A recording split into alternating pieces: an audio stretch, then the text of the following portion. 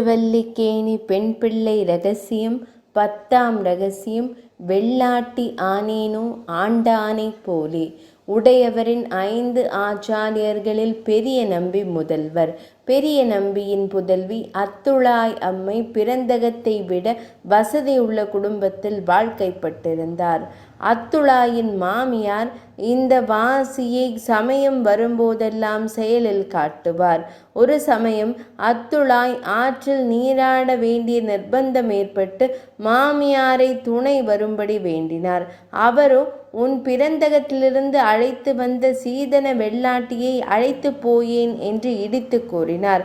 அக்காலத்தில் பெண்ணை பெற்றவர்கள் அவள் புக்ககத்தில் உள்ள போது உதவ தங்கள் செலவில் வெள்ளாட்டியை பணிப்பெண்ணை அனுப்புவது வழக்கம்.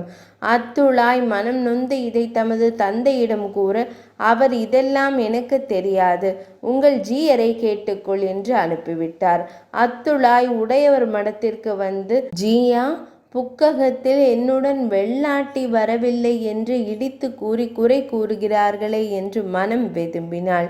ஜீயரும், நமது தங்கைக்கு இப்படியொரு குறையோ, அதை நாம் நிவர்த்தி செய்வோம் என்று அருகிலிருந்த முதலியாண்டானை அழைத்து, நீர் தமது தங்கையின் இல்லம் சென்று அங்குள்ள காரியங்களை கவனிக்கவும் என்று அனுப்பினார். ஆண்டானும் இது ஆச்சாரிய கைங்கரியம் என்று அத்துழாயின் புக்ககம் சென்று அங்கு குற்றேவல் புரிந்திருந்தார். இதை கண்ட புக்ககத்தினர், அபச்சாரம் வந்ததே என்று ஆண்டானை அவர் அங்கு பணி செய்யும் காரணம் குறித்து வினவ, நமது சுவாமி அடியேனை இங்கு வெள்ளாட்டியாக நியமித்துள்ளார், அடியேன் இங்குதான் இருக்க வேண்டும் என்று தொடர்ந்து அங்குள்ள சிறு தொழில்களில் ஈடுபட்டிருந்தார்.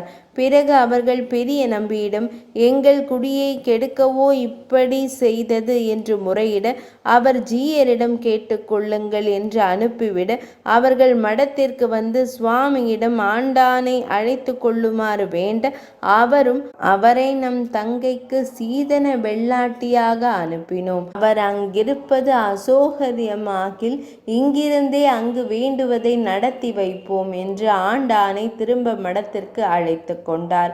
ஆச்சாரிய நியமனம் என்று பிறர் இல்லத்தில் சிறு தொழிலையும் தமது அபிஜாத்தியத்தை சிறிதும் நினையாமல் செய்யும் மனப்பக்குவம் யாருக்கு வரும்?